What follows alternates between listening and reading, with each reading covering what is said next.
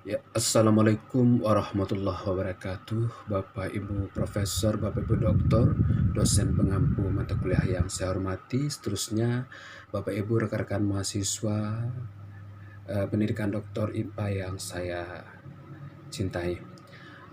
Izinkan saya menyampaikan artikel review berjudul sebuah tinjauan tentang kualitas desain eksperimental dalam penelitian pembelajaran mobile atau seluler. Pemilihan judul ini didasari oleh dua faktor penting. Yang pertama, kimia tak lepas dari eksperimental, dan yang kedua, kimia juga tak lepas dari pembelajaran secara mobile atau seluler. Sebelumnya saya mohon maaf karena ini bukan artikel review yang menjurus kepada judul disertasi saya.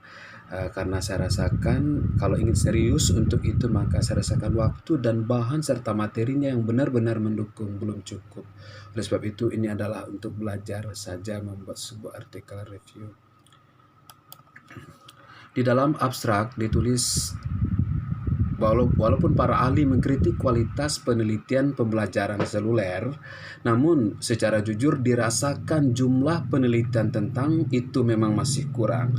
Oleh karena itu, diprediksi penelitian pembelajaran seluler ini akan populer suatu saat dalam penelitian pendidikan.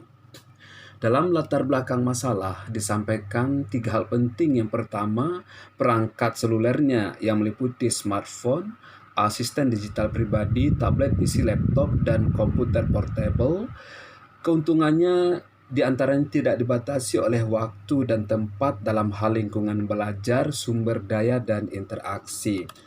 Kelemahannya beberapa diantaranya adanya efek mengganggu yang disebabkan oleh multitasking, adanya efek cyber slacking, dan dapat menyebabkan ketidakpedulian dalam hubungan antar pribadi.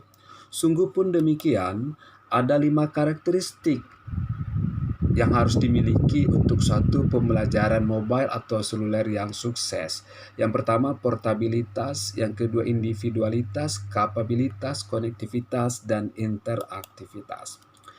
Adapun yang menjadi pertanyaan penelitian di sini adalah adanya apakah desain eksperimentalnya, mekanisme, metode statistik, pola ukuran sampel, kualitas alat ukur, tingkat kekakuan, efek ukuran, dan kekuatan statistiknya. Dalam tinjauan literatur dikaji tiga hal penting. Yang pertama, studi pembelajaran seluler baik saat ini maupun sebelumnya untuk dibandingkan. Lalu keterkaitan pendekatan penelitian pendidikan ilmiah dengan seluler.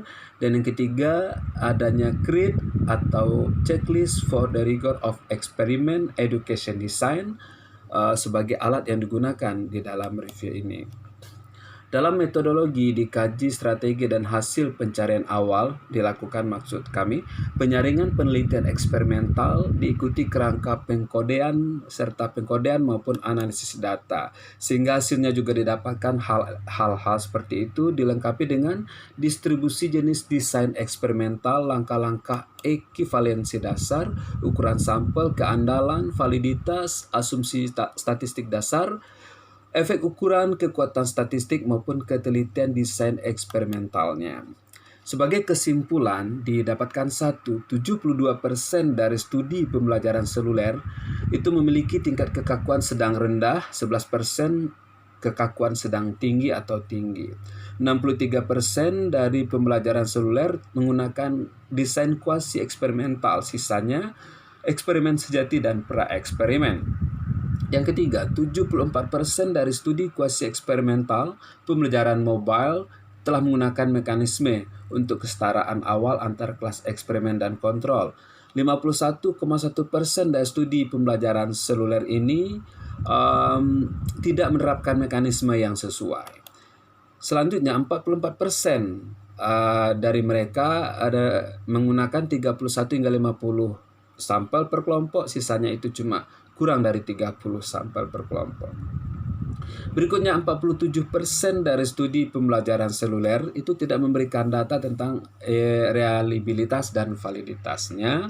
70% itu berfokus pada tes signifikansi, dan 68% dari studi belum mencapai standar yang diterima secara umum dari kekuatan statistik 0,8. Untuk mengatasi hal-hal tersebut disarankan beberapa hal. Yang pertama, memfasilitasi kredibilitas dan keberlanjutan penelitian pembelajaran seluler ini dengan eksperimen yang tepat desainnya, kemudian meningkatkan kesadaran tentang pentingnya komunitas pembelajaran online atau seluler, dan yang ketiga meningkatkan kompetensi peneliti melalui kursus pelatihan yang efektif dan kolaborasi antar disiplin ilmu.